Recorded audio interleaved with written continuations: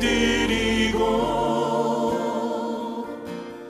살아계신 하나님을 느낄 때 내 삶은 주의 역사가 되고 하나님이 이완이 시작하네. 하나님의 말씀은 요한복음 2장입니다. 2장 1절에서 11절까지입니다.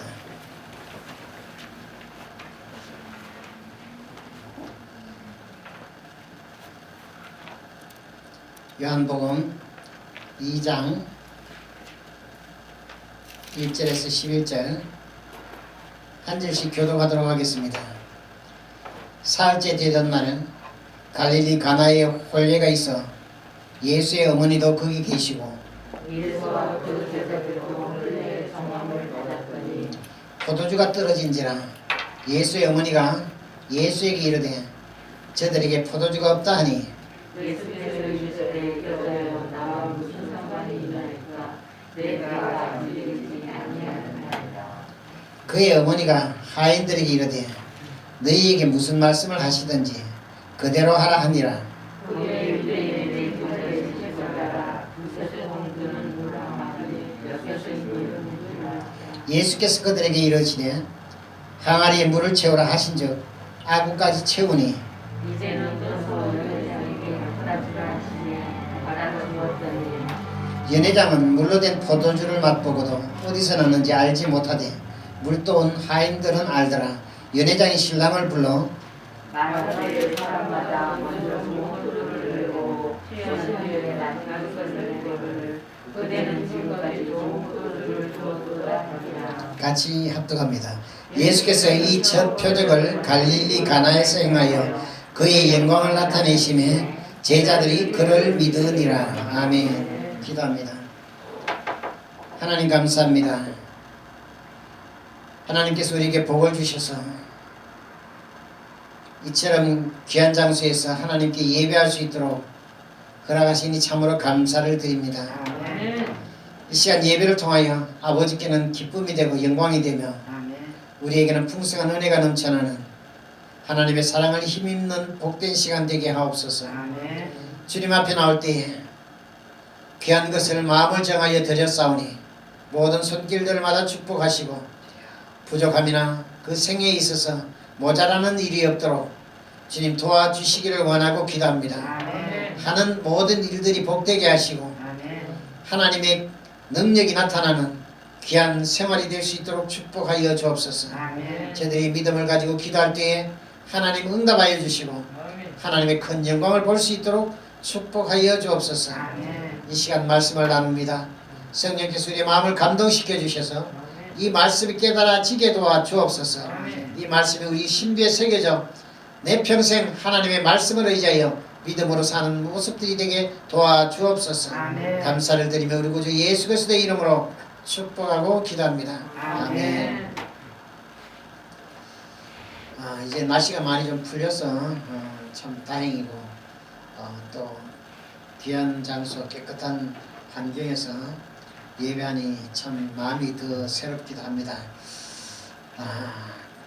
지금까지 우리에게 복을 허락하신 하나님께 감사하고 또 수고한 모든 우리 성도님들께 감사하고 축복합니다. 우리가 성경을 이제 계속 읽고 배우는 목적이 뭘까요? 우리가 성경을 읽고 배우는 것은 그 성경을 통해서 예수 그리스도가 어떤 분인지 그 증거를 받기 위해서 그 증거를 알기 위해서 우리가 이 성경을 읽고 배운다는 사실입니다. 성경을 통해서만 하나님이 이신 그 예수 그리스도를 알 수 있게 되는 겁니다. 우리가 하나님의 말씀을 모르면 말씀을 통하지 않고는 하나님을 알 수 있는 방법이 이 세상에는 존재하지 않고 있습니다. 그래서 오직 말씀을 통해서 우리가 말씀을 읽고 말씀을 듣고 배울 때에 그 말씀을 통해서 하나님이 어떤 분이신 것을 알게 되고 예수 그리스도가 이 땅에 오셔서 하신 일이 무엇이며 우리에게 무엇을 원하는지를 알 수가 있는 것입니다. 그래서 우리는 말씀을 가까이 하는 일에 항상 힘써야 되는 것입니다. 성경의 말씀을 통해서 나타나는 증거, 성경의 그 말씀을 통해서 우리에게 나타나는 증거, 그것이 믿음의 증거입니다. 그래서 우리의 삶에서 날마다 하나님의 말씀이 살아 역사하는 능력이 나타나야 되는 것입니다. 우리가 평생 신앙생활 하면서도 내 삶에 있어서 하나님의 말씀의 역사가 한 번도 안 나타난다면 이것은 정말 비극적인 사건입니다. 그래서 우리의 모든 삶을 통해서 하나님의 말씀의 역사가 나타나야 돼요. 어느 쪽에서 나타나든지 계속해서 나타나야 되는 겁니다. 왜냐? 하나님의 말씀은 살아있기 때문에 살아있는 말씀이 우리와 함께 있어서 그 말씀이 살아서 역사하는 능력이 저와 여러분에게 나타나야 되는 것이에요. 그런데 수많은 사람들이 교회를 다니면서도 이 말씀이 삶에서 나타나는 그런 것에는 어떻게 보면 별로 관심을 두지 않는 모습을 볼 수가 있습니다. 그러나 반드시 하나님의 말씀을 우리가 들을 때 그 말씀이 우리 삶에서 역사하고 우리 삶에서 나타나는 그런 표적과 이적이 있기를 축복합니다. 아멘. 디모데후서 3장 16절을 보면 모든 성경은 하나님의 감동으로 된 것으로 교훈과 책망과 바르게 함과 의에 교육하기에 유익하니 모든 성경은 하나님의 감동으로 되어 있다는 거예요.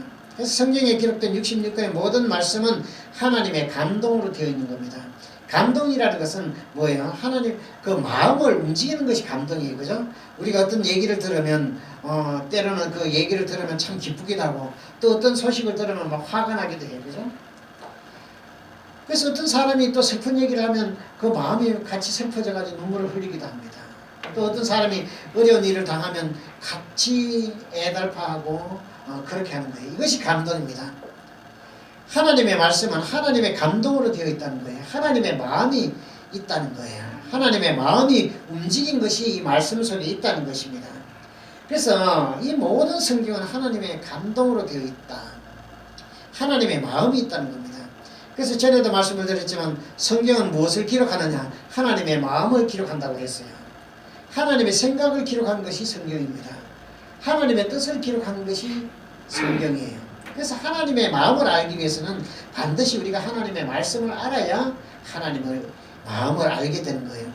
하나님의 마음을 알 때 하나님이 우리를 사랑하시는 것을 알게 되고 하나님이 우리에게 주신 복을 알게 되고 하나님의 마음을 모르면 하나님이 우리를 사랑하시는지 사랑하지 않는지 구분을 할 수가 없는 것입니다. 그래서 우리는 날마다 이 말씀을 아는 일에 말씀을 듣고 말씀을 배우는 일에 힘써야 되는 것입니다.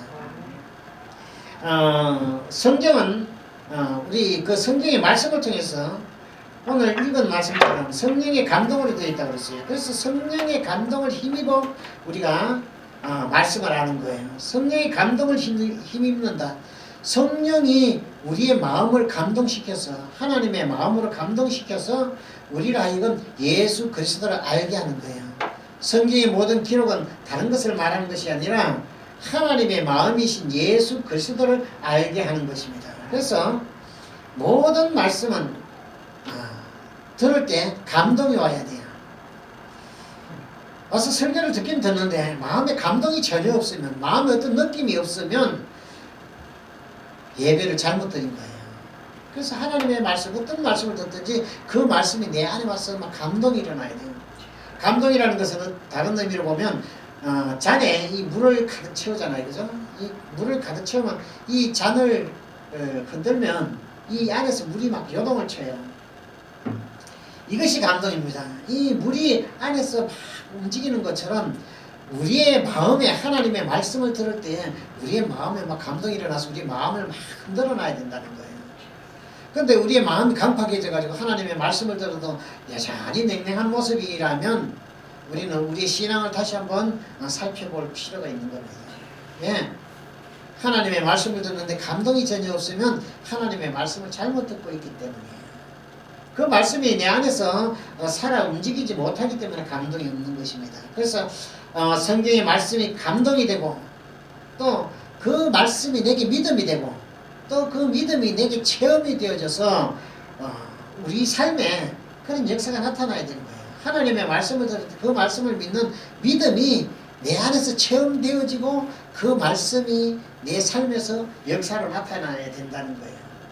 그래서 성경은 우리에게 많은 것을 요구해요. 성경 전체가 우리에게 요구하는 것이 무엇이라고 말씀을 드렸나요? 성경 전체가 우리에게 요구하는 것은 믿음이에요. 말씀을 믿으라는 겁니다.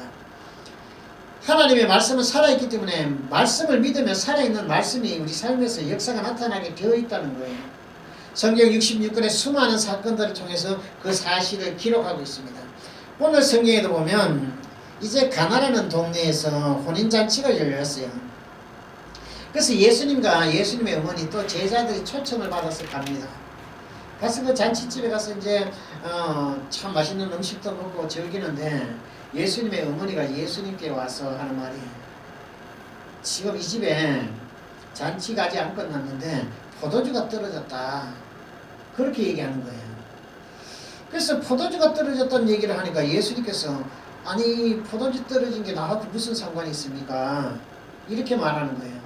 다시 말하면 포도주가 떨어지면 누가 책임을 져야 되는 거예요? 그 잔치집에서 책임을 져야 되는 거예요. 그죠? 근데 잔치집에서 책임을 져야 될 일을 예수님께서 마리아가 예수님에게 와서 그 얘기를 하는 거예요. 그래서 예수님이 아니 그거는 잔치집 주인이 할 일인데 왜 나한테 와서 물어보십니까? 이렇게 얘기하는 거예요. 근데 그때 이 예수님의 어머니, 육신의 어머니 되시는 마리아가 그 집 하인들에게 부탁을 합니다. 오늘 우리가 읽은 말씀 5절을 보면 그의 어머니가 하인들에게 이르시되 너희에게 무슨 말씀을 하시든지 그대로 하라 하니라. 그 하인들에게 말하기를 마리아가 예수님께서 너희에게 어떤 말씀을 하든지 그 말씀대로 그냥 하라는 거예요. 자, 우리가 한번 여기서 자세히 기억해 봐야 될 문제가 하나 있습니다. 예수님은 마리아는 예수님에 대해서 너무 잘 알아요. 그죠? 세상 누구도 경험하지 못한 예수님을 10개월 동안 그 뱃속에 가진 유일한 여인이에요. 그죠? 또 예수님을 잉태하기 전에 천사가 와서 수태고지합니다. 다시 말하면 마리아에게 네가 아들을 가질 것이다. 그래서 그 아들은 그냥 가지는 것이 아니라 성령으로 가지게 될 것이다. 이렇게 얘기하는 거예요. 그래서 성령을 통해서 마리아 너가 임신하게 될 것이다 하는 그 수태고지의 소식을 들었습니다. 그래서 그 약속대로 정말 성령으로 잉태해서 10개월 동안 그 뱃속에 다른 사람 전혀 경험하지 못한 유일한 그 예수님을 몸속에 가지는 그런 경험을 한 여인입니다. 그래서 우리가 그 성경에도 기록되어 있지만 예수님이 성전에 갈 때에 어떤 사람이 그렇게 얘기하잖아요. 그죠? 당신을 뵌 태가 복이 있다. 다시 말하면 당신 어머니가 참 복 있는 사람이다. 이렇게 소리를 지르는 것이 기록되어 있습니다. 정말 마리아는 복된 여인이에요. 세상에 유일하게 그런 엄청난 축복을 받은 여인입니다. 그래서 그는 그 삶에 있어서 예수 그리스도가 누구인지를 잘 아는 유일한 한 분이기도 해요. 왜? 그는 천사가 와서 그 말한 대로 하나님의 아들이신 예수 그리스도를 가지게 될 것을 말씀을 하셨기 때문에 그 예수님이 누구인지 그 신분에 대해서 자세히 잘 알고 있다는 거예요. 그분이 임마누엘 유일하신 인생의 구원자 되시는 것을 아는 거예요. 그래서 그가 모든 백성을 그 죄에서 구원할 메시아인 것을 그는 마음속에 항상 가지고 있는 거예요. 그러니까 그분이 하나님이시고 하나님이 보낸 사람이기 때문에 저분은 어떤 일이든지 할 수 있는 능력이 있다라는 그 믿음을 가지고 있는 거예요. 이 마리아는. 그래서 그 종들에게 그 마리아의 믿음을 가지고 부탁을 하는 겁니다. 그때 예수님께서 그 종들에게 부탁하기를 그 항아리 6에 물을 가득 채우라는 거예요. 그러니까 종들이 그것을 가득 채우는 거예요. 이제 6개 항아리에 물이 가득 차니까 예수님께서 느닷없이 그 물을 뜨다가 연회장에게 갖다 주라는 거예요. 자, 한번 생각해 보세요. 종들은 그 예수님이 한 번도 어떤 역사를 나타내는 소식을 들은 적도 없어요. 그때까지는 예수님이 어떤 역사를 나타낸 적이 없기 때문에, 그죠? 그 잔치집에 온 어떤 한 분이 그 예수님이 물을 항아리에 채우라 하더니만 그 물을 뜨다가 연회장에다 갖다 주라고 얘기를 하는 거예요. 보통적인 상식으로 말하면 만약에 어떤 사람이 여러분에게 와서 물을 그렇게 채워다 저거 갖다가 그 잔치집 연회장에게 갖다 주라고 얘기하면 뭐라고 말을 할 것 같아요? 예, 알겠습니다 하고 그냥 순순히 갖다 줄 사람이 얼마나 되겠어요? 그 물을 뜨다 줬는데 만약에 그냥 물이었으면, 그죠? 난리가 나겠죠. 정도의 볼기를 맞든지 쫓겨나든지 무슨 그런 경을 치를 일을 당하게 되는 거예요. 그러나 그 하인들은 예수님 말씀하실 때에 전혀 묻지도 않고 그냥 그것을 뜨다가 연회장에게 갖다 주는 겁니다. 그래서 그 연회장이 그 하인들이 가지고 온 그 물을 먹어보는 거예요. 마셔보는 거예요. 마셔보니까 웬걸 이것은 포도주 중에 정말로 아주 가장 맛있는 포도주가 된 거예요. 그래서 연회장은 그것이 어디서 났는지 알지 못하지만 물떠온 하인들은 안다는 거예요. 왜? 직접 자신들이 봤기 때문에 아는 거예요. 우리가 상식적으로 생각할 때 만약에 포도주가 떨어지면 주인이, 그죠? 어떻게 해요? 옆집에 가서 빌려오든지 아니면 다른 동네라도 빨리 가서 가져와야 되잖아요. 그런데 그렇게 하지 않았어요. 그래서 이 연회장이라는 것은 요즘에도 말하면 이제 뭐 결혼식에 사회를 보는 사람이라든지 그 어떤 행사를 진행하는 진행자나 마찬가지예요. 그래서 그가 맛을 보니까 너무 이 포도주가 맛있는 거예요. 그래서 그 신랑을 불러다가 물어봅니다. 보통 사람들마다 먼저 좋은 포도주를 내서 사람들이 취하면 그때 그냥 맛없는 포도주 줘도 술에 취한 사람들은 뭐 맛이 있는지 없는지 구분 안 하고 그냥 먹으니까 보편적으로 사람들이 그렇게 하는데 어떻게 당신은 좋은 포도주를 지금까지 뒀느냐 이렇게 물어보는 겁니다. 이것이 예수님의 생애에서 처음 표적이다. 성경은 그렇게 기록하고 있습니다. 구약에 모세가 이스라엘 백성들을 이끌어내기 위해서 그 애굽에서 첫 표적이 물이 피로 변하는 사건이 있습니다. 물이 피로 변하는 것은 죽음을 말하는 거예요. 죽음을 상징하는 거예요. 그죠?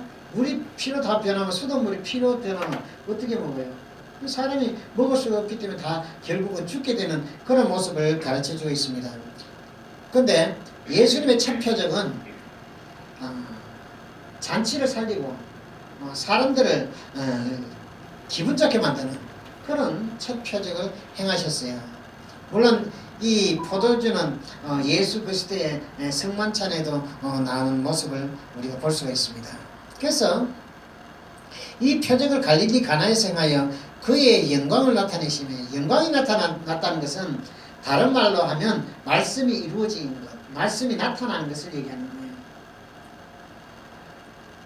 예수님께서 마리아 마르다의 오빠가 죽었을 때 그 나사로를 살리기 위해서 그 집을 방문하는 장면이 기록되어 있습니다.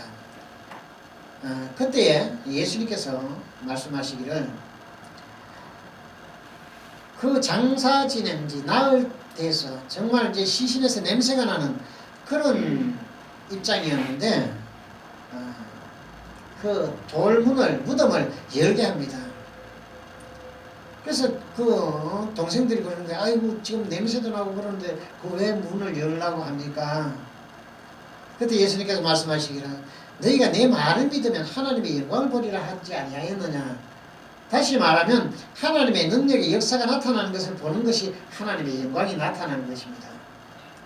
간절히 원하고 기다리는 여러분의 삶에서 하나님의 영광이 나타나는 그런 표적과 역사가 나타나는 그런 믿음의 모습들이 되기를 축복합니다. 아멘. 그래서 여러분들이 기도할 때에 말씀으로 의지하여 말씀 안에 있을 때에 역사가 나타나게 되는 거예요.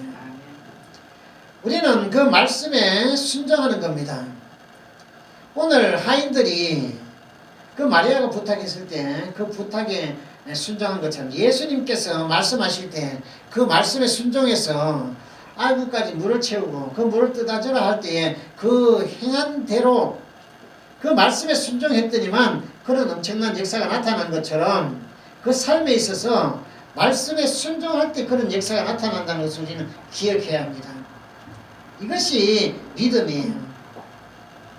주님의 일은 다시 말하면 하나님의 일은 하나님의 믿음이 있어야 되는 거예요.